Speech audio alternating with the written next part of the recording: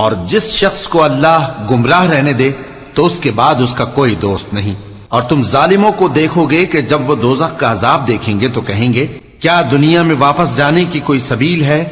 اور تم ان کو دیکھو گے کہ دوزخ کے سامنے لائے جائیں گے، ذلت سے عاجزی کرتے ہوئے چھپی نگاہ سے دیکھ رہے ہوں گے، اور مومن لوگ کہیں گے کہ گھاٹے میں رہنے والے تو وہ ہیں جنہوں نے قیامت کے دن اپنے آپ کو اور اپنے گھر والوں کو خسارے میں ڈالا۔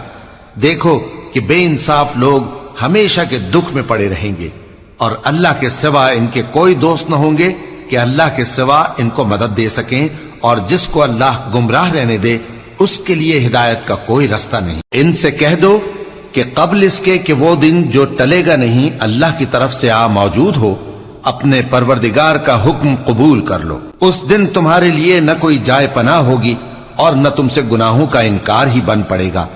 پھر اگر یہ منہ پھیر لیں تو ہم نے تم کو ان پر نگہبان بنا کر نہیں بھیجا، تمہارا کام تو صرف احکام کا پہنچا دینا ہے، اور جب ہم انسان کو اپنی رحمت کا مزہ چکھاتے ہیں تو وہ اس سے خوش ہو جاتا ہے، اور اگر ان کو انہی کے اعمال کے سبب کوئی سختی پہنچتی ہے تو سب احسانوں کو بھول جاتا ہے۔ بے شک انسان بڑا ناشکرا ہے۔